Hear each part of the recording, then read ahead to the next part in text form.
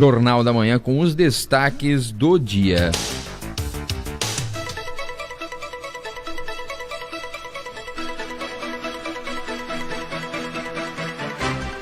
Olha, Canelinha tem 841 casos confirmados da Covid-19 nesta terça-feira.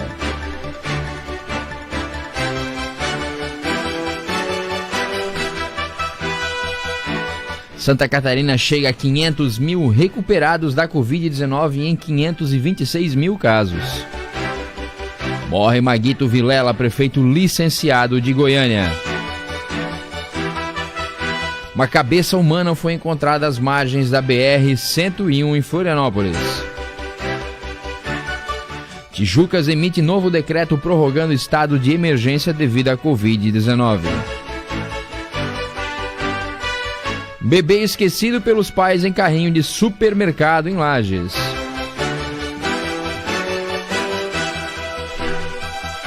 No destaque nos esportes, ontem o Palmeiras passou um sufoco gigantesco, mas acabou conquistando a vaga aí para a Libertadores da América após uma derrota por 2-0 para o River Plate. Mais detalhes daqui a pouquinho. E a Chapecoense também venceu o Figueirense e confirmou acesso à Série A desta temporada.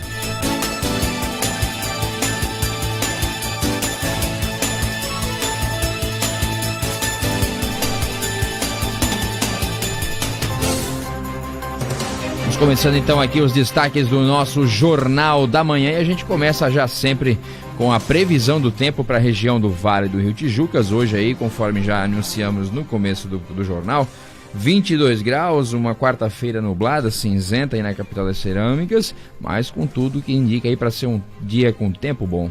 Vamos então à previsão do tempo para a região aqui do norte e Vale do Itajaí para você.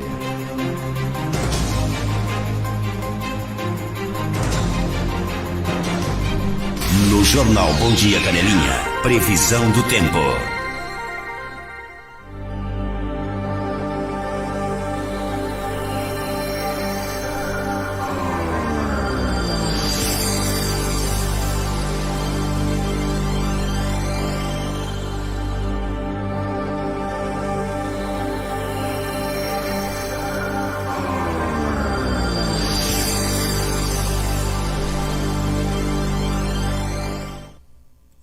Previsão de tempo para esta quarta-feira, dia 13 de janeiro. No Planalto Norte e Alto Vale do Itajaí, o dia começa com variações de nuvens. No decorrer do dia, ocorrem pequenas aberturas de sol, com condições de chuva, principalmente no período da tarde. As temperaturas na região começaram próximas dos 18, 19 e até 20 graus. E as máximas previstas para a tarde variam entre 24, 25 e até 26 graus em algumas localidades mais ao leste da região. O vento sopra de sudeste, com variações de leste, com intensidade fraca moderada. Marilene de Lima, meteorologista da Epagre-Cirã, com informações do tempo para o Planalto Norte e Alto Vale do Itajaí.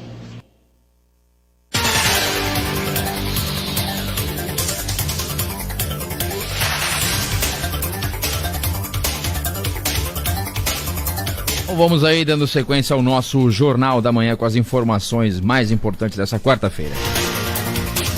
Olha, a Secretaria Municipal de Saúde de Canelinha informou nesta terça-feira, através do seu boletim diário, que o município tem 4 novos casos suspeitos do coronavírus.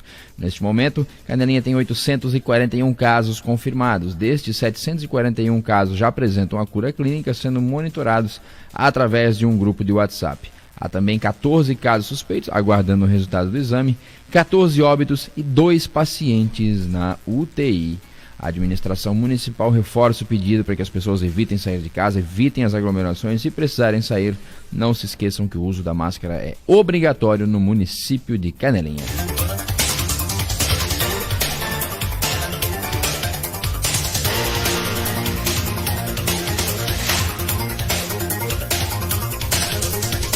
Lembrando a você que nós estamos ao vivo no Facebook também. Você pode curtir o Jornal da Manhã com imagens lá na nossa página do Facebook, Canelinha FM 98.3. Olha, Santa Catarina chegou ao número de 526.024 casos confirmados da Covid-19 nesta terça-feira. Nas últimas 24 horas foram registrados mais 3.546 casos, segundo dados do boletim epidemiológico. Do total, 95% ou 500.385 já apresentam a cura clínica. Com isso, a média dos últimos 7 dias é de 3.800 casos a cada 24 horas. Número ainda relativamente alto e que não mantém a curva de contágio em instabilidade. A taxa de letalidade é de 1,08%, a menor do país. Ou seja, o novo coronavírus já ocasionou 5.707 mortes em Santa Catarina, com inclusão de 30 vítimas na atualização desta terça-feira. Mas Santa Catarina é o terceiro estado com o maior número de casos no país e o 11º em número de mortes. Colocações que aumentaram em uma posição nas últimas semanas. Já dentro do território catarinense, o primeiro lugar em número de confirmações segue sendo no norte. A cidade de Joinville, junto com Florianópolis, somam mais de 15 mil casos de diferença dos demais municípios.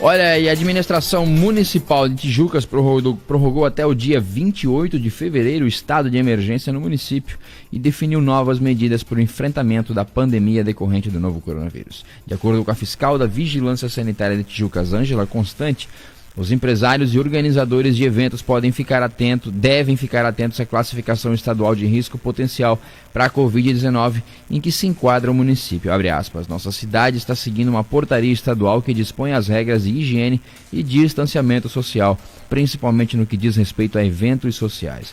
Nós contamos com a colaboração dos organizadores de festas para não planejar eventos sem antes verificar o site estadual que avalia o risco potencial em que Tijuca se encontra. A classificação de risco pode mudar a qualquer momento e com isso as regras para a realização de eventos também mudam, afirmou Ângela.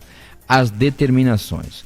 Os eventos sociais, definidos como aqueles restritos a convidados sem cobrança de ingresso, compreendendo casamentos, aniversários, jantares, confraternizações, bodas, formaturas, batizados, festas infantis e afins, ficam autorizados a retomar das atividades de forma gradual e monitorada, devendo ser respeitado para efeito de ocupação de espaço a classificação da avaliação de risco potencial para o Covid-19 em que se enquadra o município, prevista na portaria SES número 821, de 23 de outubro de 2020, observadas as regras de higiene e distanciamento social estabelecidas na portaria.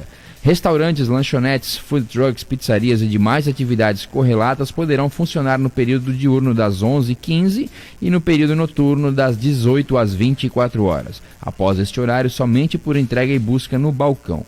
Enquanto que essas mesmas atividades estabelecidas no shopping center ou similar poderão funcionar em horário normal do shopping center ou similar. Exatamente, as regras de higiene e distanciamento social deverão ser cumpridas, que foram estabelecidas na portaria SES número 256 de 21 de abril de 2020.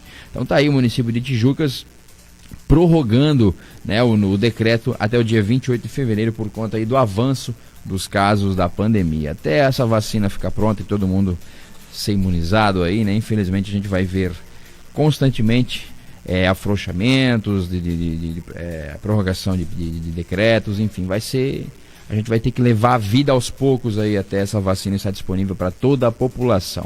Quem está sofrendo bastante entre muitas pessoas aí é o pessoal dos eventos, né? Muitas empresas, muitos artistas aí que não estão podendo trabalhar por conta dessa pandemia.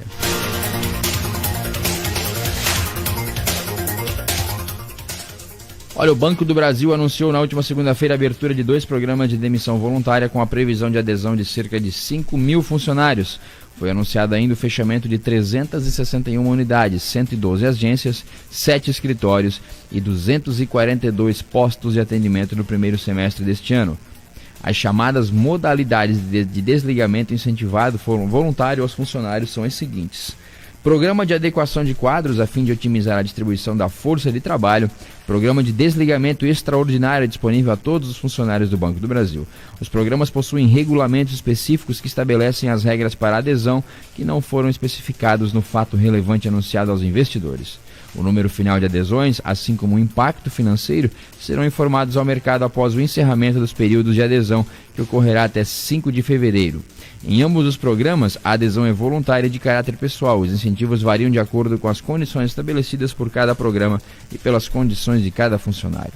Em julho de 2019, o Banco do Brasil anunciou um plano de desligamento incentivado para promover a adequação nos quadros de funcionários, além de regularizar vagas e excessos em dependências e praças, otimizando a distribuição da força de trabalho das unidades. Em setembro de 2020, de acordo com o último balanço de resultados, o Banco do Brasil tinha 92.106 funcionários, queda de 1,9% em relação a setembro de 2019.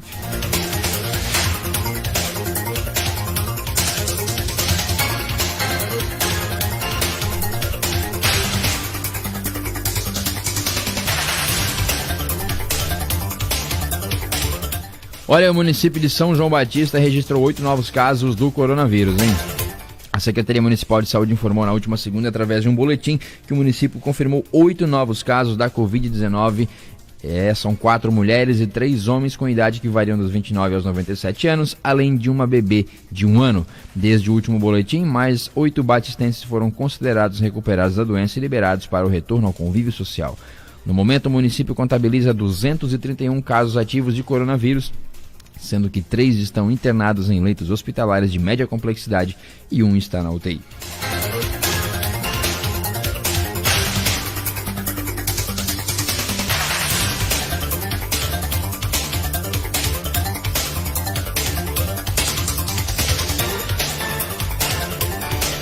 Olha, 2 das casas noturnas mais badaladas da região, Shed e Labelle, em Balneário Camboriú, foram interditadas pelo Ministério Público de Santa Catarina. A interdição aconteceu por conta de novos descumprimentos de medidas sanitárias contra a pandemia do Covid-19.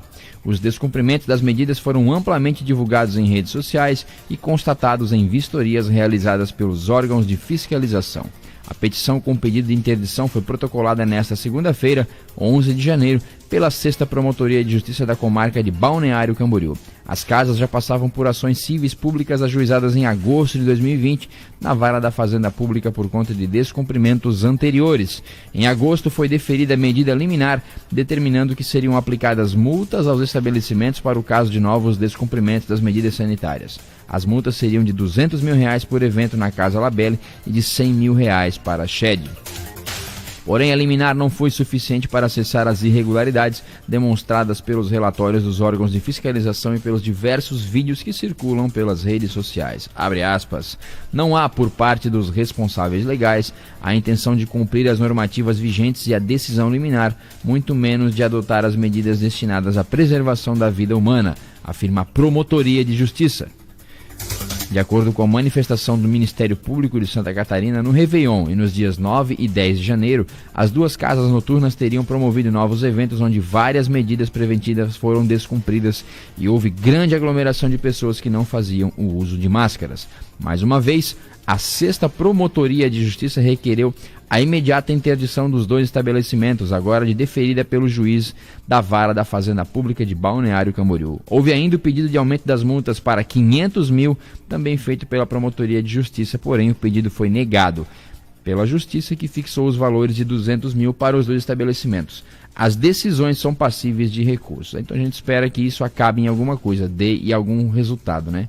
Porque constantemente a gente vê todos os dias, aglomerações, a gente vê gente descumprindo as medidas, especialmente no que diz respeito às aglomerações, né? Eventos, balada cheia por aí, nada contra... Trabalho com isso também, sou músico, mas há de ter um bom senso, né? Não dá para ter balada bombando cheia. Uma coisa são bares, né? Restaurantes, que é uma coisa que é mais fácil de controlar. Outra coisa são essas baladas aí onde o povo vive se esbarrando junto, então tem que ter um pouquinho de bom senso por ambas as partes.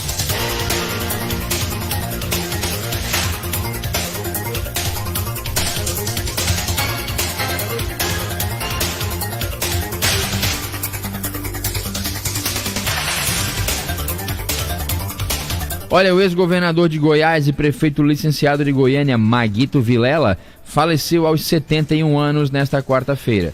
A informação foi confirmada pelo secretário de comunicação da capital, Bruno Rocha Lima. O político estava internado na unidade de terapia intensiva do Hospital Albert Einstein, em São Paulo, lutando contra uma infecção pulmonar em decorrência da Covid-19, da qual havia já se recuperado. A nota divulgada pela Secretaria de Comunicação da capital informou que a família está providenciando o traslado do corpo de São Paulo para Goiás e ele deve ser sepultado em Jataí, sua terra natal. O Hospital Albert Einstein confirmou a morte do político. Segundo a unidade de saúde, ele faleceu às 4h10 da manhã desta quarta-feira. Estava internado na unidade de saúde desde o dia 27 de outubro para tratamento da Covid-19.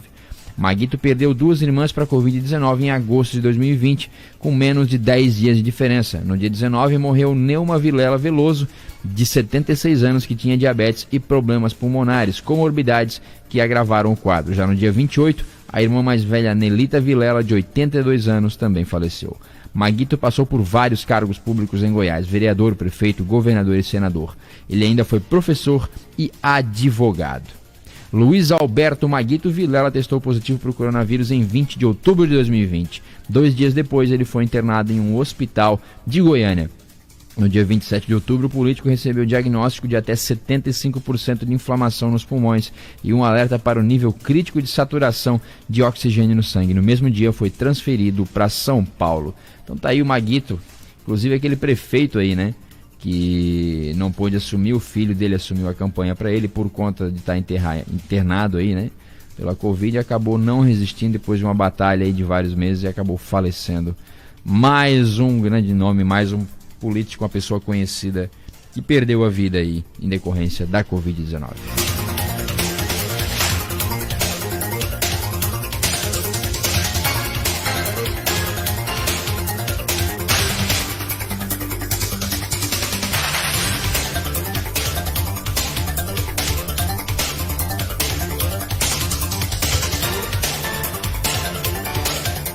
Olha, os Estados Unidos ainda lá, em todo mundo ainda brigando por causa das eleições. Enquanto isso, a pandemia não parou, né?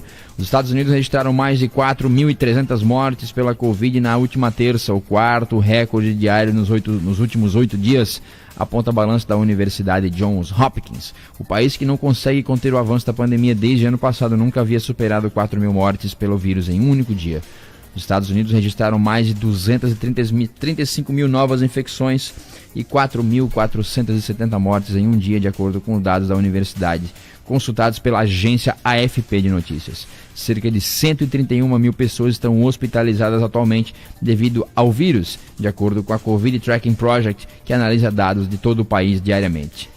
Os Estados Unidos têm 22,8 milhões de casos e mais de 380 mil mortes pela doença desde o início da pandemia. Na luta contra a doença, os americanos já estão imunizando a sua população com as vacinas da Pfizer e Moderna. Então tá aí, mais do que nunca, a pressa absoluta dos Estados Unidos para que essa imunização seja completamente finalizada.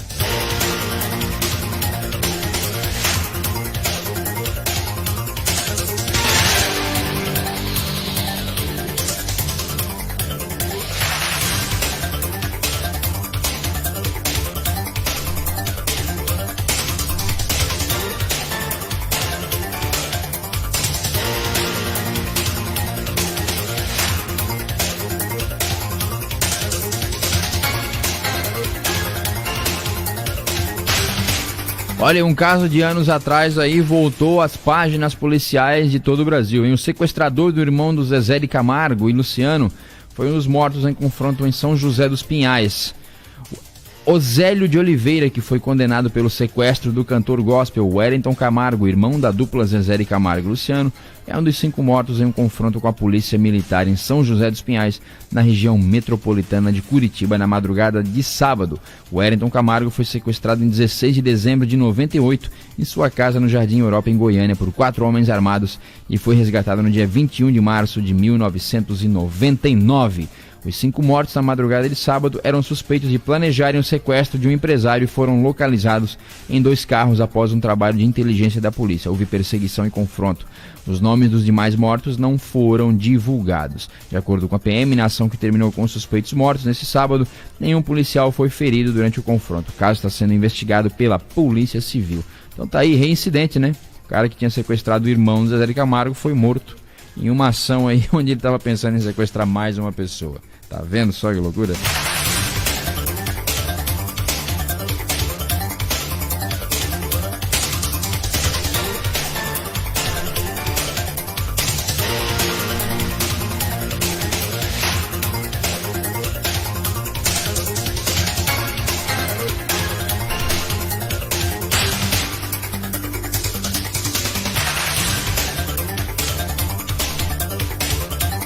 Olha, a Secretaria de Educação de Canelinha abrirá inscrições para o cadastro e recadastro de transporte universitário, hein? Os estudantes universitários de Canelinha que utilizam transporte devem fazer o recadastramento para utilizar o benefício no primeiro semestre de 2021. Os documentos necessários para o cadastro são comprovante de matrícula do curso, cópia dos documentos pessoais RG e CPF, comprovante de residência e uma foto 3x4. Os estudantes universitários de Canelinha que utilizam o transporte universitário devem fazer o recadastramento para utilizar o benefício. Então tá aí.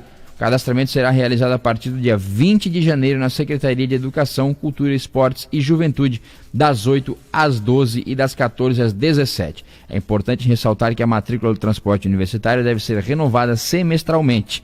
Para o recadastro é necessário apenas o comprovante da matrícula e uma foto 3x4, tá? Informações pelo telefone 3264-4013, 3264-4013, para você que precisa de informações sobre o cadastramento do transporte universitário.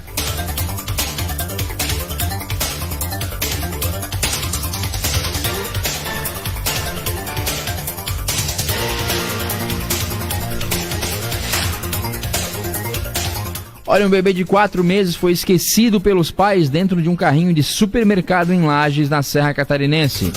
O caso aconteceu nesta segunda-feira. A criança foi encontrada por pessoas que passavam pelo estacionamento do local que acionaram a polícia militar.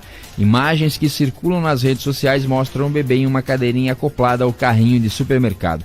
No vídeo, a criança aparenta estar bem e sorri para a pessoa que a filma.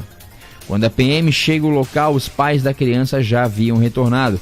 Eles confirmaram à polícia que esqueceram a criança no carrinho, mas quando sentiram a ausência dele, voltaram ao supermercado. O casal não chegou a ser levado à delegacia, pois, segundo a PM, não foi constatado dolo, o que poderia configurar abandono de incapaz. Mas tá aí, né? Quem que vai pro mercado e esquece o bebê, né? Tem tanta coisa pra esquecer, vai esquecer a criança, bicho?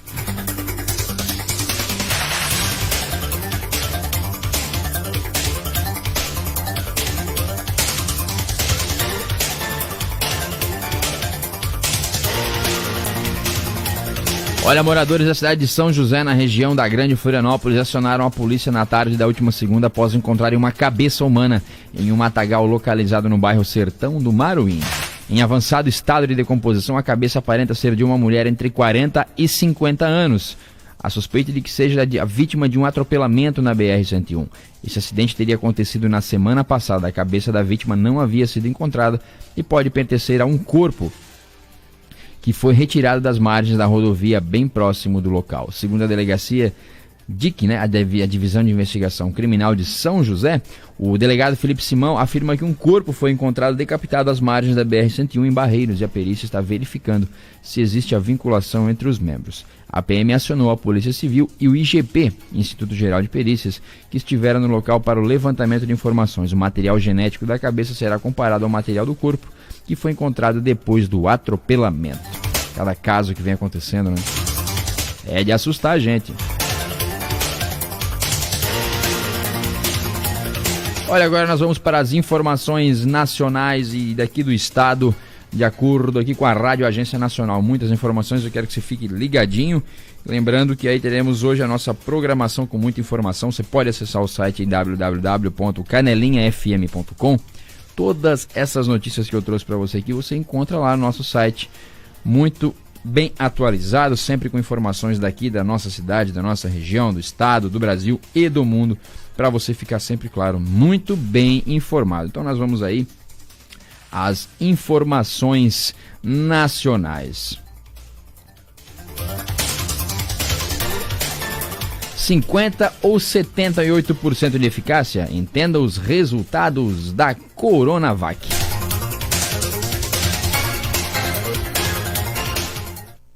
O Instituto Butantan divulgou nesta terça-feira os dados completos de eficácia da vacina contra o coronavírus, que está desenvolvendo em parceria com o laboratório chinês Sinovac, a Coronavac. E o índice de eficácia foi de 50,4%, número quase 30 pontos percentuais, abaixo do índice divulgado na última quinta-feira, de 78%. Com os dados completos, fica claro que esses 78% se referem à prevenção apenas de casos leves, mas exclui da conta os casos muito leves e os assintomáticos. Os dados também confirmam que a Coronavac ajuda a evitar as formas mais graves da Covid-19. Não existiram doentes graves entre os voluntários que tomaram a vacina. Já entre os voluntários que tomaram placebo, foram 7 casos.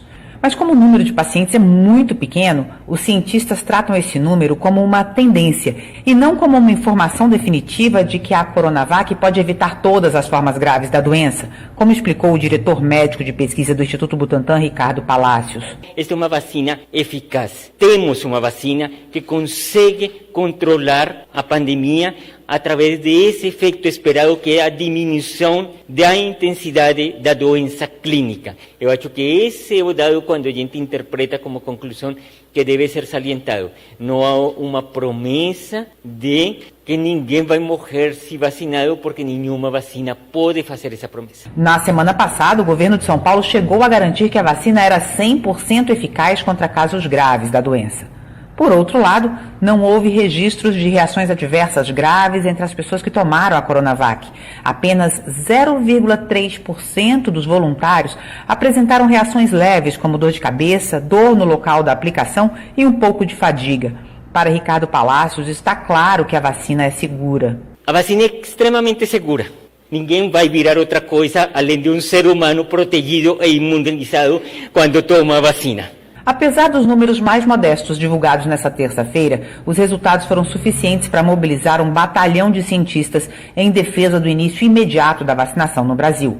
A bióloga Natália Pasternak lembrou que a vacina é adequada ao sistema de vacinação brasileiro. Se os resultados não são exatamente o que a gente esperava, porque, mas eu queria uma vacina de eficácia de 90%, eles são bons resultados, resultados honestos de uma vacina que é perfeitamente aceitável. Eu quero essa vacina, eu quero que os meus pais tomem essa vacina. Essa é uma vacina possível para o Brasil, ela é uma vacina adequada para o Brasil, e uma vacina, ela só é tão boa quanto a sua capacidade de vacinação. Para a infectologista do Hospital Emílio Ribas, uma das principais referências no atendimento a pacientes com Covid-19 no Brasil, Rosana Richman, não dá para desprezar a eficácia de 78% na prevenção de casos leves da doença. O paciente, quando ele faz o diagnóstico de Covid, a primeira coisa que ele tem medo é de necessitar ir para o hospital. A hora que ele vai para o hospital, qual é o próximo medo dele? De ficar internado e, pior que isso, ter que ir para uma terapia intensiva. Daí ele chega numa terapia intensiva e qual é o próximo medo dele? Precisar de ventilação mecânica. E óbvio que daí o próximo medo não só dele, porque agora ele está sedado, mas principalmente da família,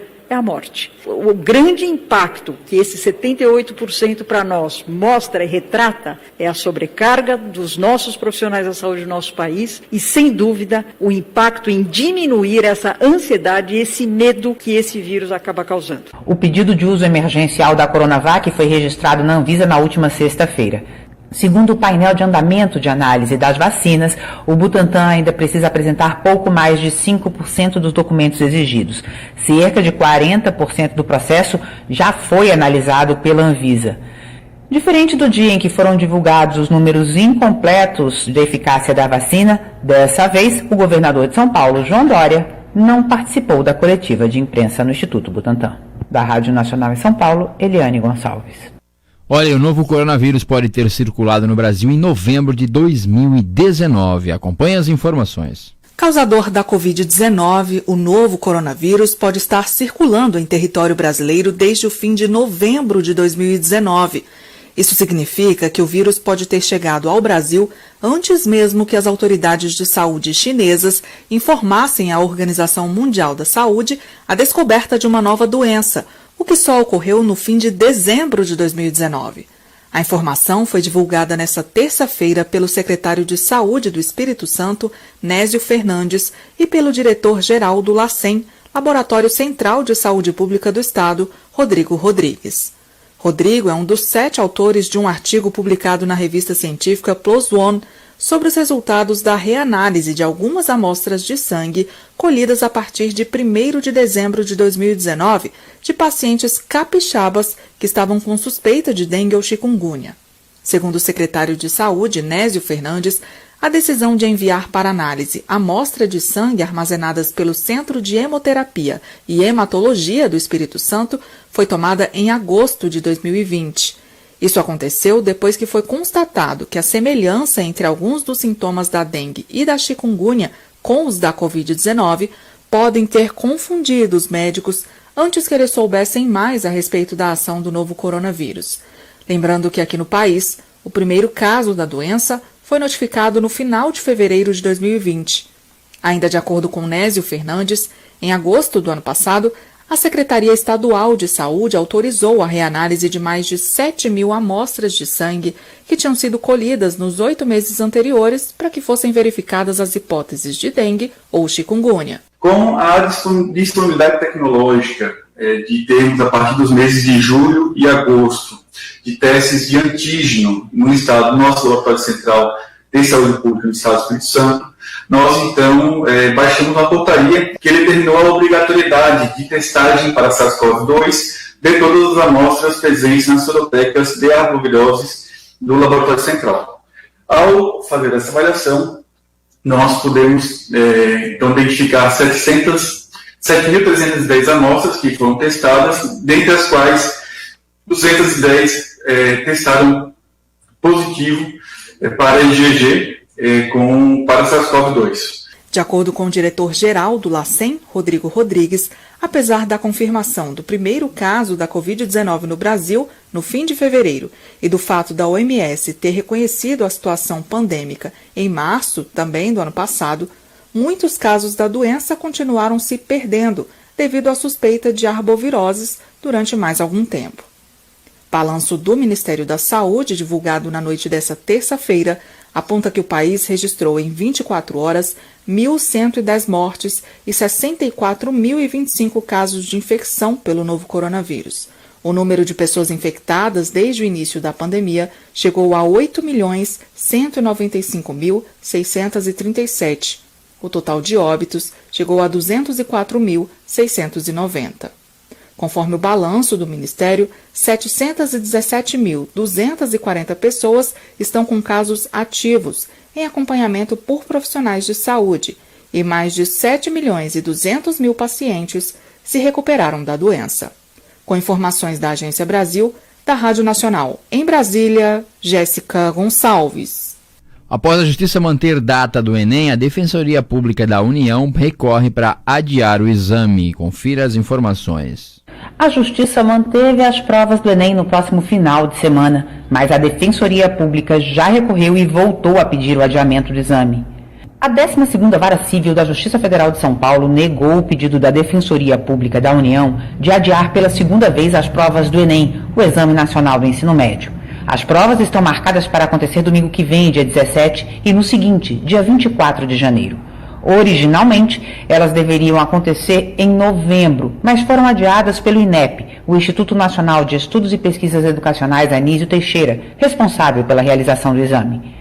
O pedido de novo adiamento foi feito pela Defensoria Pública da União em função do novo pico de casos de coronavírus no país e atendendo à demanda das entidades de representação dos estudantes, a UBS, União Brasileira dos Estudantes Secundaristas, e a UNE, União Nacional dos Estudantes, que alegam que a pandemia aumentou as desigualdades entre os estudantes, prejudicando muito quem não tem acesso à internet.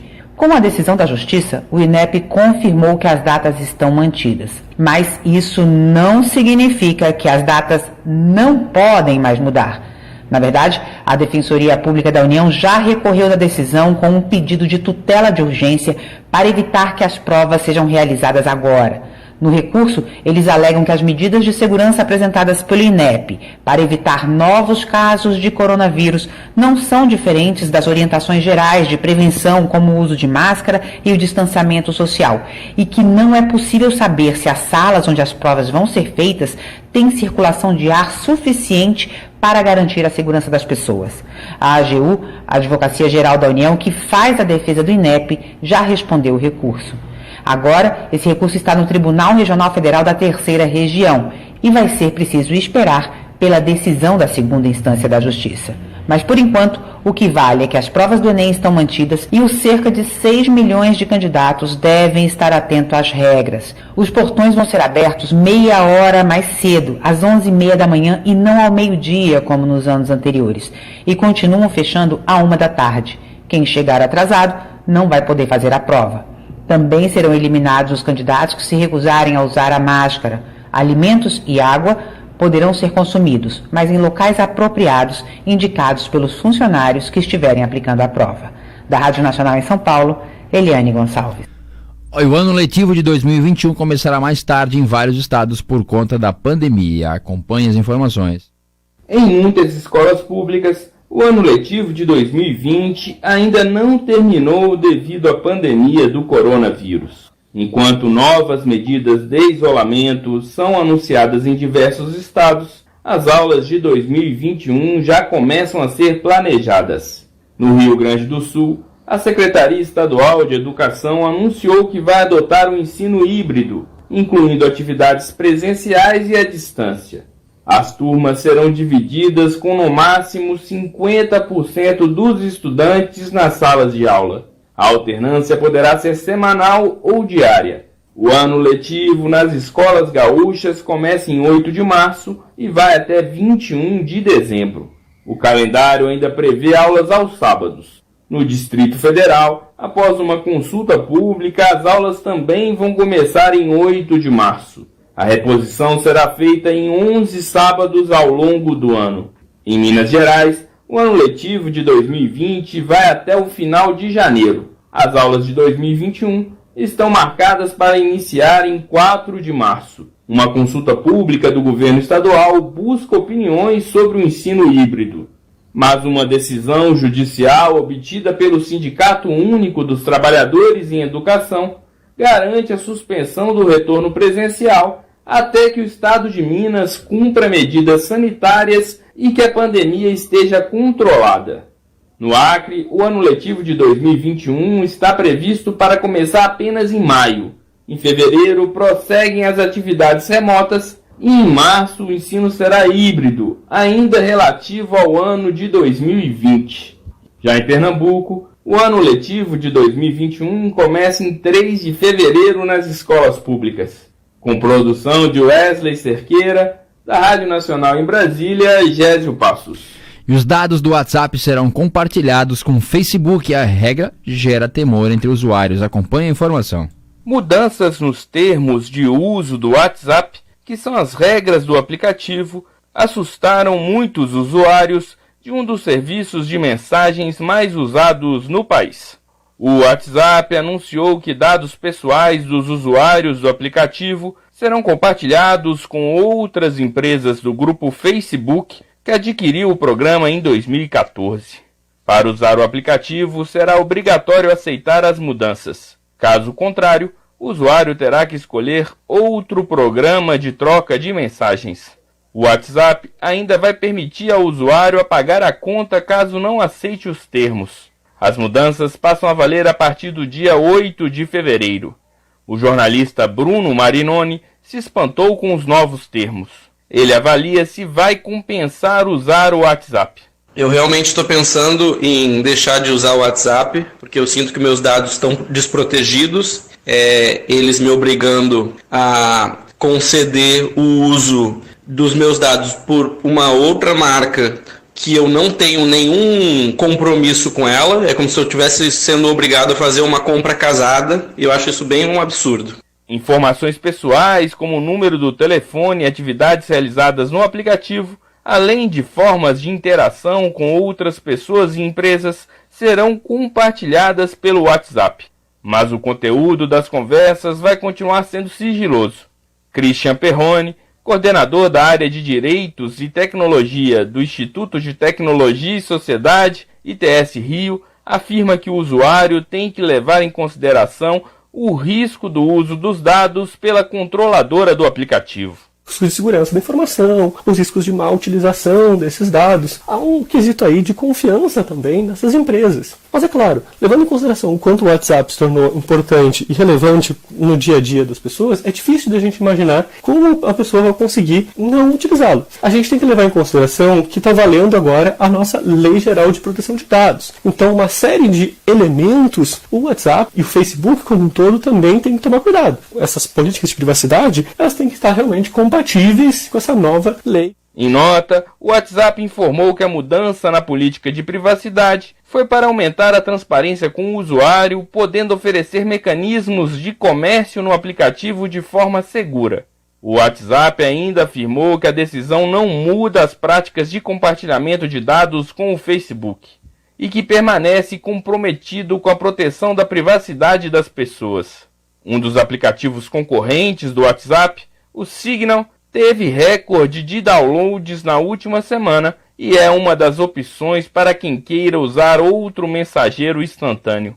Existem outros programas que também são alternativas, como o Telegram, LibreChat e o Wari. Da Rádio Nacional em Brasília, Gésio Passos. Equipes de resgate encontram caixa preta do Boeing 737 na Indonésia. A aeronave despencou no último final de semana perto da ilha de Java com 62 pessoas a bordo. Acompanhe as informações. As equipes de resgate recuperaram uma das caixas pretas do Boeing que desapareceu no fim de semana na costa da Indonésia com 62 pessoas a bordo. A descoberta deve ajudar os investigadores a entender as causas do acidente. Os dados da caixa preta podem estar disponíveis dentro de 2 a 5 dias, informaram as equipes de resgate. O Boeing da Sriwijaya Air caiu no mar de Java no sábado. Esse é o primeiro acidente fatal da empresa desde sua criação em 2003, mas o setor de transporte aéreo da Indonésia passou por várias tragédias nos últimos anos e algumas companhias do país chegaram a ser proibidas de viajar na Europa. Em outubro de 2018, 189 pessoas morreram na queda de um Boeing 737 MAX operado pela Lion Air, que caiu também no mar de Java 12 minutos após decolar da capital Jacarta. Da RFI em parceria com a Rádio Agência Nacional. Canelinha FM 98,3. Essa é a minha rádio. Empresas que apoiam culturalmente a Rádio Canelinha FM 98,3. A rádio da cidade. Renova Conte Serviços Contábeis conta com uma estrutura apta a desenvolver o melhor serviço do ramo. Abertura e encerramento de empresas, contabilidade, departamento fiscal, departamento pessoal, imposto de renda pessoa física e jurídica, contratos e também emissão de certificado digital pessoa física e jurídica. Renova Conte Serviços Contábeis, a segurança que você procura quando o assunto é contabilidade. Atendimento de segunda a sexta-feira das 8 horas às 17 horas e 30 minutos. Agende sua visita sem compromisso. Rua Juvencio Mafra, número 100, Centro de Canelinha. Telefone 32640771 ou pelo WhatsApp 99903-2029. Porque confiança é essencial entre a empresa e seu contador. Renova Conte Serviços Contábeis. Agroestel Agropecuária, a parceria certa para o desenvolvimento de suas atividades. Na Agroestel você encontra assistência técnica e revenda Estil, artigos para caça e pesca, produtos PET, rações, medicamentos veterinários, ferramentas, insumos agrícolas, botas, luvas, lanternas e também vários outros produtos. Agroestel Agropecuária, localizada no Centro Comercial Tequinho, às margens da rodovia SC 410, quilômetro 15, com atendimento de segunda a sexta-feira, das 7h30 às 18 horas e aos sábados das 7h30 ao meio-dia. Fone 32640013 ou pelo WhatsApp 998623152. Agroestel Agropecuária.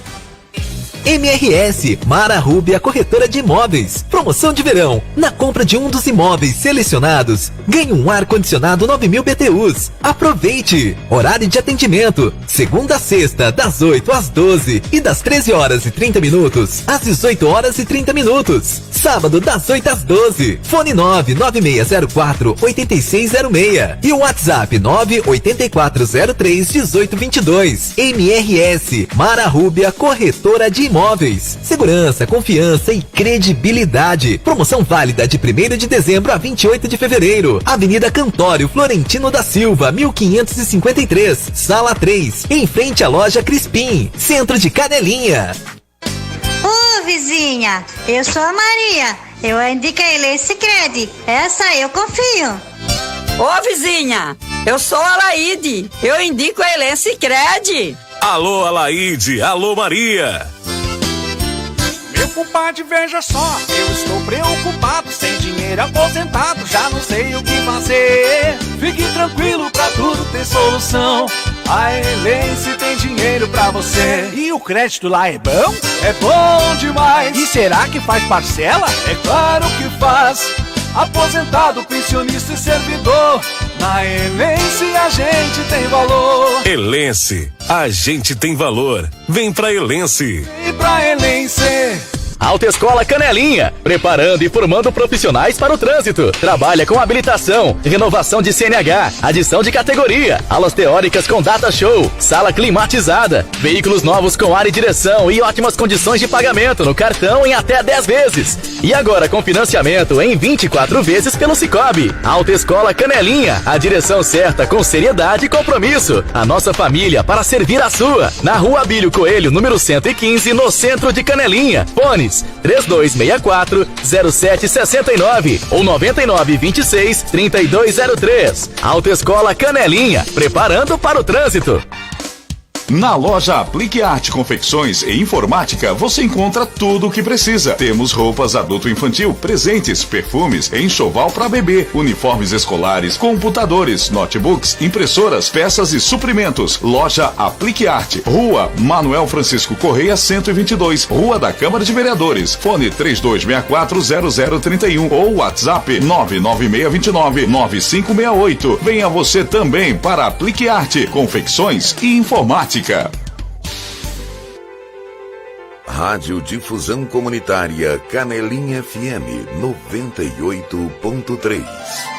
ZYW 507, canal 252. Canelinha FM 98.3. A rádio da comunidade.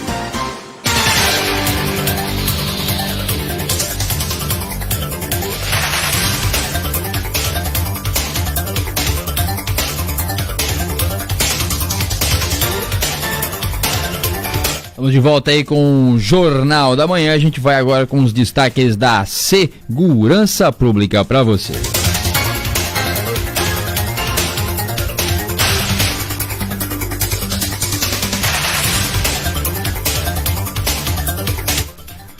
Olha, uma mulher foi agredida pelo próprio filho em Nova Trento. O jovem seria usuário de drogas. A guarnição da Polícia Militar de Nova Trento foi acionada através de denúncia anônima para atender uma ocorrência de lesão corporal leve que aconteceu na rua João Baier Sobrinho, no centro da cidade. De acordo com o testemunho da vítima, seu filho de 19 anos é usuário de drogas e na manhã da última segunda teria se deslocado até sua casa em busca de comida e dinheiro. Após alimentar-se, o jovem teria começado a ficar agressivo e acabou agredindo a mulher com um soco na cabeça, além de segurá-la com força pelo braço esquerdo, deixando algumas marcas. Apesar das denúncias, a vítima acabou não prestando queixas contra seu filho, porém, a mesma irá em busca de uma medida protetiva. A guarnição registrou o fato e orientou a vítima. Que loucura, hein? Filho batendo em pai, que loucura. Olha, um foragido da Justiça do Mato Grosso do Sul foi preso em Porto Belo na última segunda-feira. O homem estava com mandado de prisão ativo pelo crime de tráfico de drogas emitido pelo Estado do Centro-Oeste. O foragido foi localizado na Avenida Governador Celso Ramos. Após ser detido, foi encaminhado para o Presídio Regional de Tijucas, grande traficante do Centro-Oeste, preso na região em Porto Belo. Eis os destaques da segurança pública. Vamos ao esporte agora, hein?